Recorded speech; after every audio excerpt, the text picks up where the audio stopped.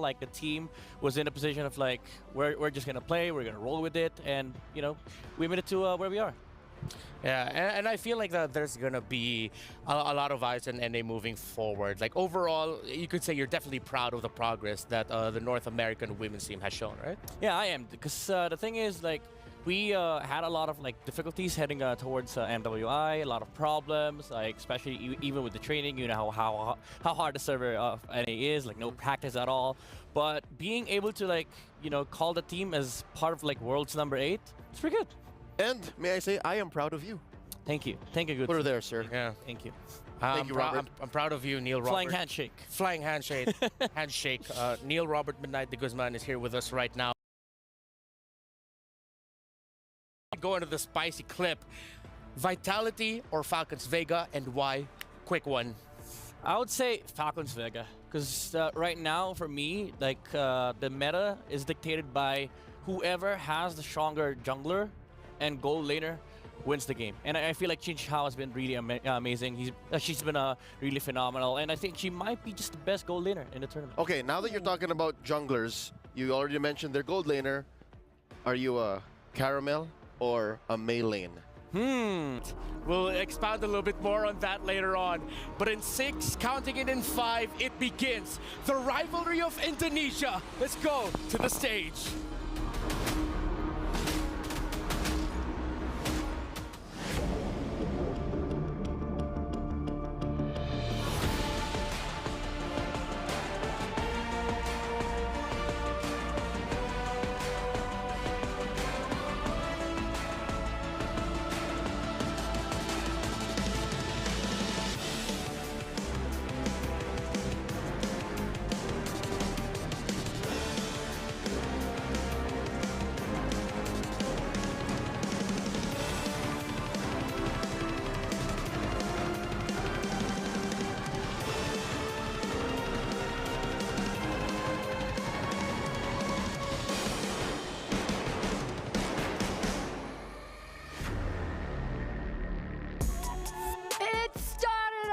With 12, and now we are down to our 4 top of the world's best all-female MLBB players as we approach the 4th and final day of MWI 2023.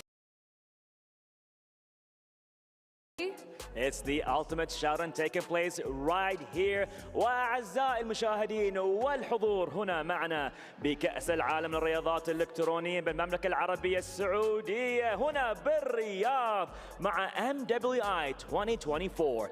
For whatever magical, mystical, powerful reason in the history of that tournament, ladies and gentlemen, it's always the case. You know, the representations of the regions where the people, the team who's going to raise the trophy is always been in the first representation of the teams that will be here with the semifinals for the first match. Speaking of the team that has been consistently raising the trophy, that is MWI 2024, presenting to you the queens of Mobile Legends Bang Bang, Team Vitality!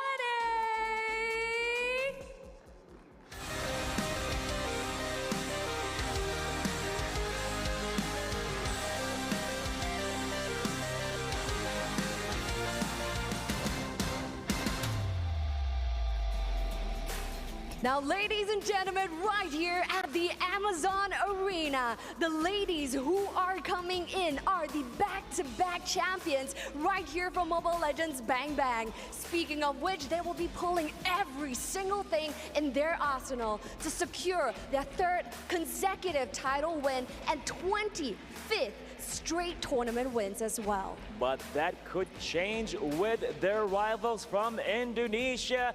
Now introducing Team Falcons Vega!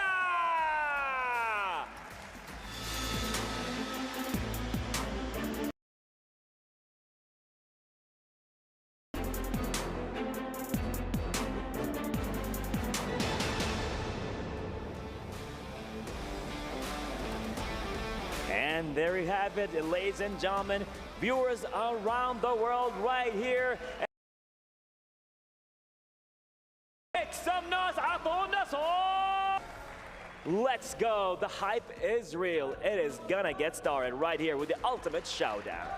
So yes, ladies behind me, let's hand it over to the studio for the first match of the day. This is Team Vitality going up against Team Falcons Vega. Over to you at the studio. It's all yours. The Amazon Arena thunders with the sound of Let's Go Falcons. And Falcons Vega has said that the cheers of the crowd gives them so much motivation, and they will need all of that as they go up against the longtime queens of MLBB female scene. It's Team Vitality, and I'm getting goosebumps. The adrenaline is coursing through me right now. Now the question is, how often is Team Vitality the underdogs when it comes to hometown advantage? The home court obviously belongs to Team Falcons Vega now, and you see in the face of the mother of tanks, Vivian's like, she's smiling, but you see, it's like, wait. This crowd is it's against us. Yeah. For the first time in a long time, Vitality feels a crowd that is strongly not on their side. Midnight, you've had your fair share of experience being on the stage with players as part of the coaching staff.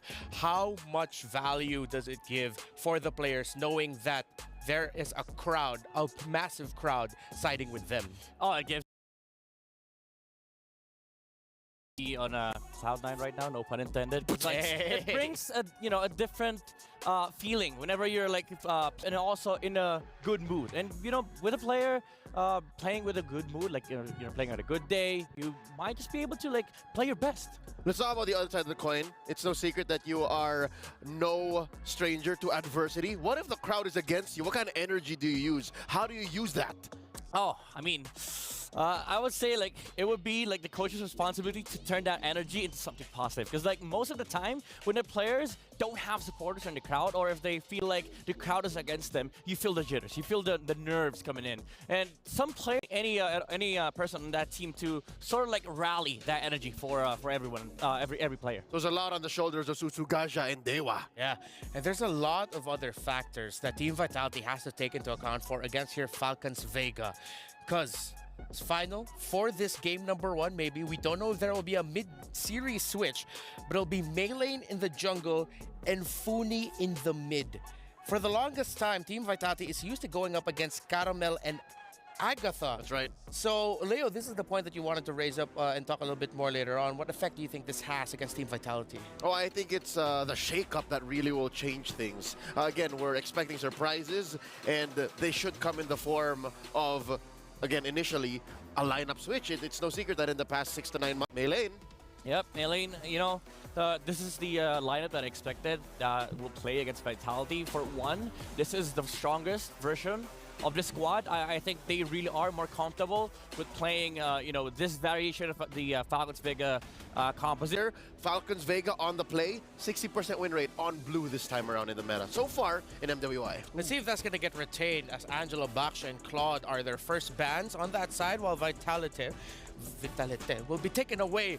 Valentina Harith. What could be the last ban in here? Okay, it's a Minotaur. First pickables for Falcons Vega Midnight. Maybe something like a Terizla, or go straight away for the Assassin. Roger kind of fell off from the first pick, especially during, because like we scrim a lot. So most teams would prefer the Roger on like the second or third pick now, because they really want to set up for the the meta heroes first. We didn't notice. It's a surprise. Like Chip is still played, but I don't know if this is something that Vitality were prepared against, specifically after they saw the minnow ban. I think Falcons Vega were just like, all right, there's no minnow, there's not a lot of punish, there's no Valentine as well. So I think that chip pick does make sense, but there goes Terizla. Yeah, it's a blitz draft right now, a la Echo. Terizla and the Roger, so you get that in the second or third pick style for Roger as a response. You get the Terizla to play it safe in your EXP lane. Vega here. Oh, they're gonna go with full-on macro presence and magic. No cores just yet. No gold laner, no jungler. Good news is, though, they're all still open, right? The Hayabusa is still out there. Ling is still out there. Gold laners, they took away Chain Chow's Harith, but you still have a carry You still have Moskov. Moskov. Nathan slowly rising up again. Rising up. Back on the street. This is also why I like this version of this lineup. Like they're not stuck with the Falcons Vegas special of Edith and Vexana, because like I know Agatha's an amazing Vexana player, but with this composition they're able to like flex around. Okay. And with the current meta right now, like the draft, especially with first phase, you need to be able to like flex on your picks. But it doesn't really it doesn't really mean that Falcons Vega is flexing something, but I say flex in a sense that they're now able to Up with a Yuzong on the EXP lane too. So maybe, who knows? Or they're gonna go down that route of, hey, let's that is gonna be the Edith in the EXP lane later on. Just as bad, I think. And Tigreal ended up getting picked here. It's like the response to, okay, you know where they're gonna be coming out of, you know they're gonna be clumped up. So at least you have that Tigreal with you to go in with the implosion counter set. Now, second phase of bans usually in your mindset here. What are you looking more for of? Taking away the power picks or taking away the comfort picks? I would say, looking into like the lineup of Vitality, Falcons Vega should be worried about like counter sets, specifically the Faramis that could come out from the Mage. But also like if you,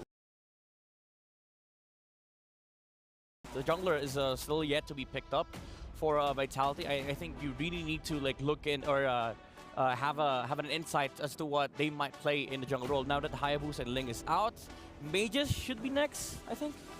Yeah. There's still a few stragglers like the Nolan Yeah. still out there. Yeah, they need that -1 burst. Maybe something like a Navaria ban too from Falcons Vega. Yeah, I do yeah. think that Vival will be playing the Roger. I think that's a clear go.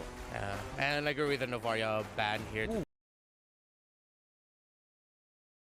They take away the X-Board. Export Echo. jungle, I think. Ah, for the X-Board jungle. Interesting. Vega has, they have a lot of like deep pocket strategies behind, especially this lineup. They have a lot of, again, as I've mentioned earlier, they have a lot of different heroes on their pocket, and I feel like they're just making sure that this Trizla and this Tigreal would have a very good game. Jushin still open. Oh. So, will it be a Jushin? Will it be a Novaria for Vitality? Both of them, I feel like, can fit in really well. I could imagine it would not be fun getting tossed back by a Jushin than getting knocked back by a Terizla. But the first three from Falcons Vega don't really inspire much for the Jushin. Like, it's tough. Yeah, you think it's going to be tough for her? That's three heroes that can help jump you. That's true. That'll overload your zoning. Yeah, and you're a little bit vulnerable to just getting Still thinking about a Faramis or Navaria. He flexes Roger up until the last pick. Oh!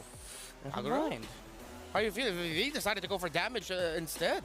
Well, thing about Kag is that she's nice in a way that you cannot set as Chip and Edith, but there is like overwhelming amounts of damage from the side of Falcons Vega. I'm not really like, with the Kag pick 100%, but it could work.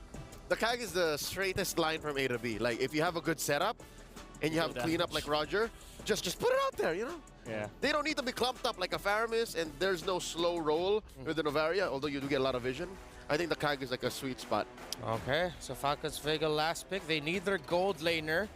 They need lockdown. Do they need shred? Will a carry be good? Yeah, carry's gonna be good against Roger and Terizla. Even though, like, you would have preferred either Roger or Harith or Xin Xiao, that's her best. But they go for the Ixia. Huh. Wow. Against Terizla Tig?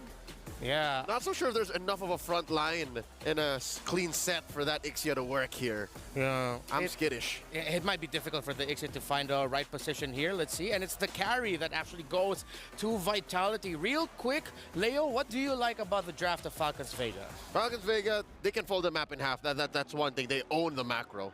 Okay, they own the macro. What about you, Midnight? What do you like about Vitality's draft? There's a good chance that they snowball out of the Mars and Chip combo, but if not, then the Domo Marksman might just be able to make it work for Vitality. The conditions have been set, and this is how we go. Falcons Vega will want to play the map. Vitality would like to play the fight. Let's go to our casters. Thank you so much to 3 matches. My name's Trex. Joined with me today is Mirko. Hey. On the desk. We're going to be taking you into the land of Dawn. Now, I couldn't have said it better myself. Vitality versus Team Falcons Vega. This is the grudge match of MWI right here. This is the grudge match of the decade between women's teams. And it's always been one-sided to Vitality, but this time there's a lot of people with feelings in their heart that Vega might be able to pull it off. The drafts do not disappoint. We got some spice in there. We got some interesting plays. For me personally, Team Falcons, especially at the level 4 spike with the Lu Yi, with the chip, they can get some movement down. But Team Vitality have a nice little pocket strat going on here. A lot of possibilities as well. It's an age-old matchup. Fumieko going to be caught in the onward and the Earth Shatter. Good jump back as Fumieko flickers to safety. Vivian going to be caught in the midst of it all. Violet doing some damage together with Tal. Crash course with the stun. Vivian still able to dash out to safety. But they will be able to... I like the poke. I like to be able to at least deal with Shell in the laning phase. But as the game goes on, you know, the carry might start to outscale a little bit. I don't know about that. I mean, I feel... Yes, I mean, if you can get some of these members locked down damage-wise, especially single target, Chell will be able to win that out. But Ixia in this lane alone, Ixia is always a lane bully, even up against the bully. She is the boogeyman to other boogeymen, right? Okay. In the gold lane. And it's really all because of the range and that crazy sustain that you get that passive. So Carrie, more of a non-laner at this point. She's really just trying to survive the lane, get to the item power spikes, and then help out later by shredding a few of these frontliners. Seems now Vivian going to be caught. Idiot reaction, still getting the shove down. Purify going to be used up by Tal. She pops in the crash course. Fumieko getting level 4. Violet already level 4. Ready to go. It's got that green dot, and everyone's at about half health.